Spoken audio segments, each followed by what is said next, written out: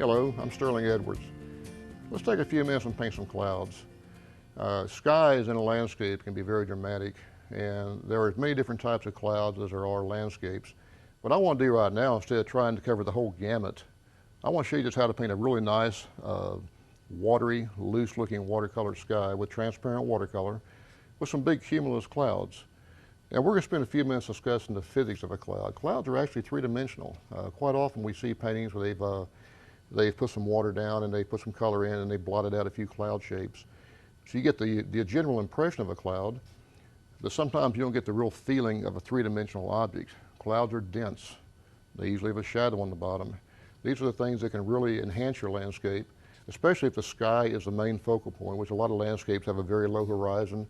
You get that big cloudy sky, and it really is a very strong and dominant part of the painting. So what I'm going to do today is a quick little study of a sky with a very low horizon, and we're going to just barely suggest a little ground with a few bushes or trees. Everything else will be sky. But the main emphasis is going to be on painting a big, bold, dramatic cumulus cloud formation, maybe 2 or 3 big clouds. And I'm going to show you my approach for doing this. It's a technique that works pretty well. It takes a few practice runs, like most of these techniques do. But once you've done it a few times and it sinks in how to do it and you get the brush technique right, the sky's the limit, literally. So let's take a look at the tools we're going to use. Coming over to the palette, I have a set of primary colors, and I'm using cyan blue, primary blue cyan, to paint most of the sky with. It's a very, very clean, very pure, transparent blue color. So let's just get a lot of that mixed up.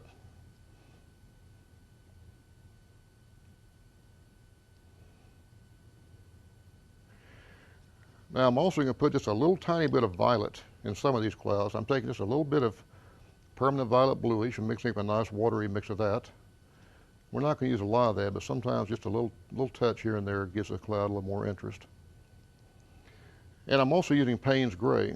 Now Payne's Gray is a color I don't use a lot, but when I do use it, I have very specific purposes for using it. And in this case, the Payne's Gray will be the shadow on the bottom side of the cloud. So let's get a nice little pool of Payne's Gray mixed together. I also have 2 containers for water, one that I clean my brushes in, one that I keep clean water on hand to introduce clean water to my painting. And I have this great tool right here, which is a roll of toilet tissue with paper towel wrapped around it. It's probably the best tool you'll have in your entire collection is this. They take about 30 or 40 cents to make, and they can save your painting because I use these to make sure I haven't got too much water in my brush before I put a wet brush on my paper when I'm working wet on wet. I can just take this and just tap the brush like this, and I still have the color on the end of the brush, but it takes the excess water out of the brush. So I use this quite frequently. Coming over to the drawing table, I have a piece of Fabriano 140-pound cold pressed paper, which is mounted with plain masking tape on a piece of gator board, just a very lightweight mounting board. Now the brushes I'm using for this demonstration are brushes I designed. I'll be using the 2-inch flat and the 1-inch flat. These are a nylon brush, very thin profile. And I'm also going to use these. Now these are other brushes I designed, and these are a very stiff bristle brush. I use these a lot for blending. And when you're painting skies particularly, you want these very soft blended edges. So I'll be going back and forth between the 1-inch and the 1.5 inch stiff bristle brush and the 2-inch and the 1-inch flat brushes. But first, let's do a little pencil sketch and find out exactly how we're going to lay this landscape out. As I mentioned earlier, I'd like to have a low horizon and lots of skies. Let's put the horizon down about right here. So we know this is all going to be ground. This is all going to be sky. So this leaves a lot of room to put some beautiful cloud shapes. And let's just see how far we can push this concept. And I'm not going to do a whole lot of painting down here because this demonstration really is primarily on the clouds. We will put a few background trees, maybe a few grassy shapes, almost as though you're looking at across a wide vista of some distant tree lines and so forth. But the main emphasis is going to be on this area right here. So we've got some decisions to make now. I mean, we've got several choices. Do we start on wet paper or do we start on dry paper? Do we start with a very dark wash or a very light wash?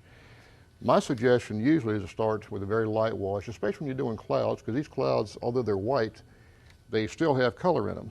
And if you look at the clouds, go outside on a really clear day when it's a big cloud formation, And take a piece of white paper, a piece of very bright white paper, and hold that up next to the sky, and you'll see how much color there is in the clouds. We always think of clouds as being very white, but they're really not. There's beautiful cream colors, there's purples, there's blues, there's lots of mauve colors. And if you can incorporate these into your painting, especially as a watercolorist, your painting has a much warmer look and sometimes a much more dramatic look. So let's start this piece on wet paper. And I think what I'm going to do is take my 2-inch flat brush. I'm going to wet it from the ground up, all the way from the top of the painting down to the horizon line with clean water. This will give me a nice, clean, flowing application of color.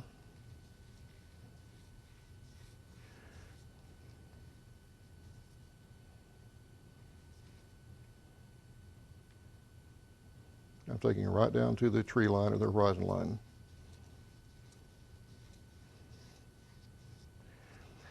Now while that's wet, I also want to take this. This is the medium, the 1.5 inch stiff bristle brush. I want this brush to be clean. And I've got a Kleenex in my hand, and I'm squeezing most of the water out of that brush. I want this brush that's barely damp, just enough that it'll move the paint around, but not introduce water into the paint or the paper. So let's take this 2-inch brush now and start introducing some of the primary blue cyan. And on that wet paper, of course, it fades out quite a bit because we have 3 things that work. The brush has water, the paint has water, and the paper has water. So all 3 are kind of working in sync right now. And we're getting this very, very smooth wash of color. And we can almost start forming now where the clouds are going to be. For example, we want a bottom of a cloud down here, for example, hanging kind of low on the ground. Now we can start using a little bit thicker color and start coming in around these clouds with that cyan blue. Now we're starting to really start building some clouds. And this is actually just a big negative shape. We're creating this cloud as a negative shape, and by going around it, negative shapes where you paint a dark around a lighter shape.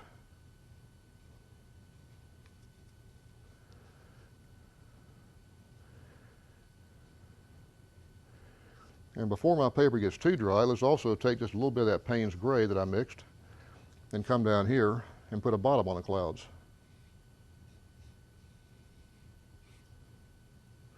Remember, they do have a bottom, and the bottom is usually away from the sunlight, which means it has a little bit of a little shadow under the cloud.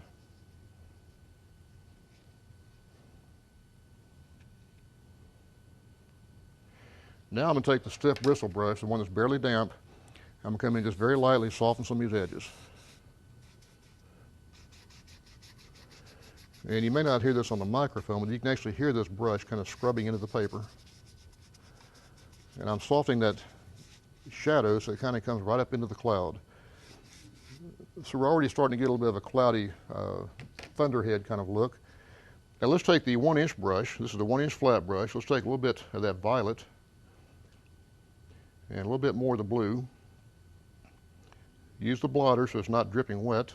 Get that excess water out. Now let's come in and really start putting in some darker color behind this cloud.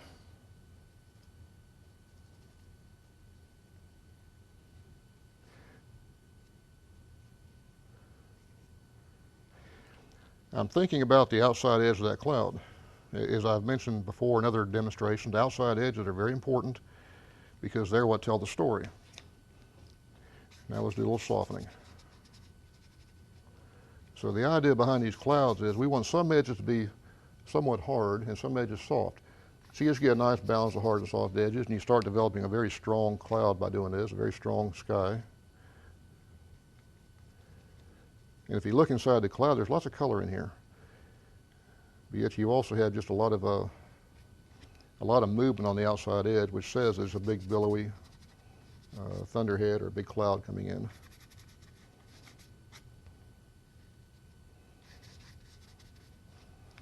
Now before that dries, let's take some more of that Payne's Gray and come down at the bottom of the cloud. And once again, make that shadow a little darker. Now we got the big cloud well established.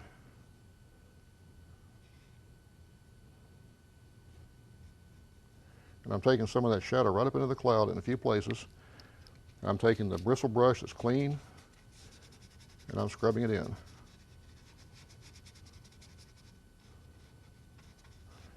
Now the cloud has depth, it has dimension. And this is a little bit more of a convincing cloud than had I just blotted out a white shape on the paper. Down below the cloud, it wouldn't hurt to put just a little bit of color along the horizon, right out in this area.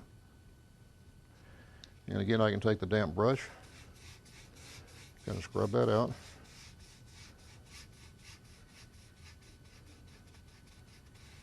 Bristle brushes are very strong tools when you're painting with watercolors because they really bite into the paper. They get into the tooth of the paper and they move a lot of paint around, and they do it very quickly. Now I'm just taking a little bit more of the Payne's gray and kind of working these shapes a little bit, suggesting even a few more clouds way off in the distance.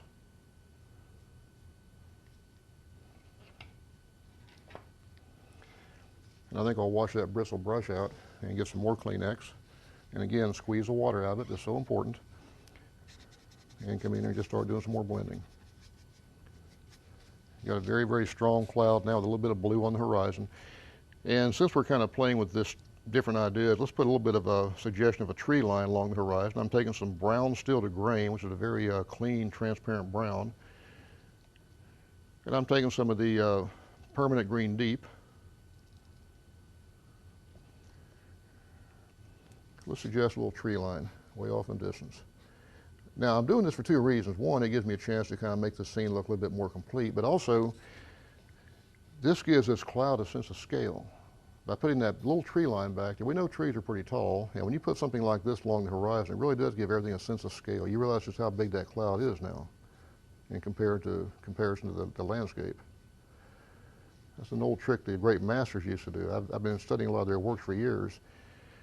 And quite often you'll see these big grandiose paintings of Yosemite and this and that, and they'll show a little guy sitting on a rock or an Indian on a rock or something. He's there to give that whole thing a sense of scale. So we all know how big a human is. And when you put that little suggestion of a person in your painting, it lets you realize just how big everything else is. Now let's just come in here and put just a little bit of Golden Lake. We're just kind of suggesting there's some foreground grass. We're making a big field. I'm using the bristle brush again. This is the medium bristle brush. It gets there and just moves that paint around very easily and very quickly. In fact, we're going to be doing a free art lesson on how to paint grass using these bristle brushes, so be sure to look for that. You'll see some of this technique explained in better detail.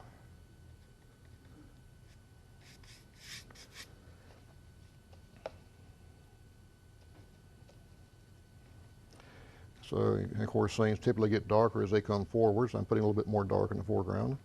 Just a little bit, just to kind of give this thing a little bit of a landscape feel. So now if you look at it in its entirety, you do sense you can walk out across this field. There's a distant row of trees way off in the distance. And the cloud now has some weight because it does have that dark shadow on the bottom. There's also other clouds which are behind it. You can't see the cloud, but you can see the shadows of the clouds. It kind of takes you off in the distance. And this has a very soft, billowy, cloudy kind of a feel. It's a great way to paint clouds. Try a few of these. It takes practice. Everything takes practice. You do a few of these and give yourself a learning curve. Say you do 5 or 6, you'll eventually get it. And it's a great way to paint. If you want to paint a sunset using the same technique, you could easily do that by just putting a few magenta colors into it, a few golds and yellows and so forth. It's a wonderful technique, and it works like a charm every time once you get the hang of it, and I know you will. If you have a chance, please look at my website, sterlingedwards.com, and while you're there, look at the calendar page. I might be doing a workshop somewhere near you, and I would love to have a chance to meet you. And keep your eye open for those new brushes. They're coming out very soon. Thank you very much. I've enjoyed this, and I hope you have.